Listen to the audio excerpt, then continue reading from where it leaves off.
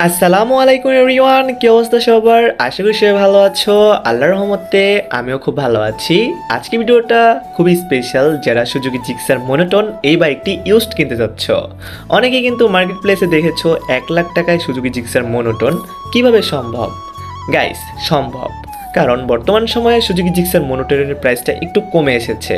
এখন তুমি যদি 2015-16 মডেল যদি পেয়ে যাও 1 লাখ টাকায়, অবশ্যই তুমি নিয়ে ফেলতে পারো, কিন্তু বাইকটি নেওয়ার আগে অবশ্যই চেক করতে হবে কোন কোন বিষয়গুলো চেক করলে তুমি বাইকটি নিলে ঠকবে না, সেটা নিয়ে আজকের এই ভিডিওটি।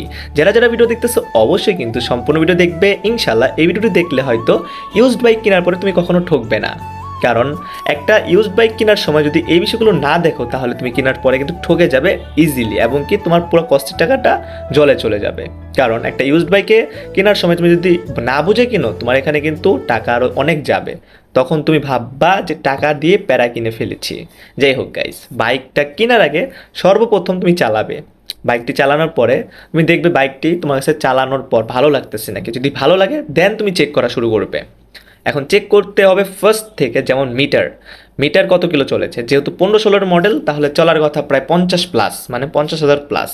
এখন একটা বাইক 50,000 প্লাস চললেও বাইকটি ফ্রেশ থাকে যদি যারা ইউজ করবে তারা সঠিকভাবে ইউজ করে।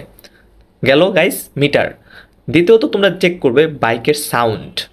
একটা বাইক এত বছর চালানোর পরে সাউন্ড কিন্তু ঠিক থাকার কথা না। তারপরে সাউন্ড যদি বেশি নয়েজ করে তাহলে সেই বাইকটি রিজেক্ট করে দিবে। তৃতীয়ত বাইকটার চাকা চেক করবে যে চাকাগুলো ঠিক আছে নাকি। অবশ্যই বাইকের চাকা চেঞ্জ হবে, কিন্তু যেভাবে আছে যে তুমি 1-1.5 বছর চালাতে পারবা নাকি এভাবে তুমি চেক করে নিবে। এখন তুমি যদি না বুঝো তাহলে অবশ্যই একজন অভিজ্ঞ বাইকারকে তুমি নিয়ে যাবে। কারণ একটা বাইক তুমি কেনার সময় যদি না বুঝে কিনে ফেলো তাহলে কিন্তু অবশ্যই তোমার টাকাগুলো নষ্ট হতে পারে।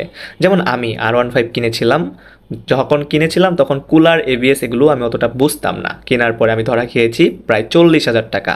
যাই হোক গাইস, 3,45,000 দিয়ে কিনে 5 দিনের পর রিটার্ন দিতে গেছি, 3,05,000 টাকা দিয়েছে। রামপুরাতে তাদের বাইকের শোরুম, নাম হলো ভিনটেজ মোটরস। আর অবশ্যই ভিনটেজ মোটরস নামের শোরুম থেকে সবাই দূরত্ব বজায় রাখবে, এটা হলো রামপুরাতে অবস্থিত। যাই হোক গাইস, আমি তো আমার কষ্টের টাকা দিয়ে কিনতে যেয়ে ধরা খাইছি, তাই তোমাদেরকে সাবধান করে দিলাম। তো যাই হোক গাইস, এগুলোই হলো বেসিক। আর একটা বাইক চালানোর পরে তুমি অবশ্যই গলাটা চেক করবে, মানে বল রেসার ঠিক আছে নাকি। বল রেসারের দাম এত বেশি না, তাও অবশ্যই জিনিসটা চেক করবে। কারণ তুমি বাইক টাকা দিয়ে কেনার পরে যদি যদি ঠিকই করতে থাকো তাহলে তো বাইক কেনার কোনো মানে হয় না, তাই না? অ্যাটলিস্ট এমনভাবে কিনবে যেন তুমি 6 মাস স্মুথভাবে চালাতে পারো। তো যাই হোক গাইজ, ভিডিওটা ভালো লাগলে লাইক করে দিবে, চ্যানেল সাবস্ক্রাইব করতে বেল আইকনটি অল করে দিবে। যারা ইউজড বাইক কেনার সময় তুমি বুঝতে পারো না যে কিভাবে দেখে শুনে কিনবে, তারা কিন্তু আমার সাথে যোগাযোগ করতে পারো টিকটকের মাধ্যমে। সার্চ দিবে 420 বাইক। আর টিকটকে আমাদের একটা পেজ আছে, পেজ বলতে একটা আইডি, জাস্ট ওই আইডিতে আমি রেগুলার ভিডিও ছাড়ি। সেখানে ফলো দিবে, তারপরে সেখানে মেসেজ দিবে যে ভাই আমি একটা বাইক কিনতে চাচ্ছি, আপনার হেল্প লাগবে।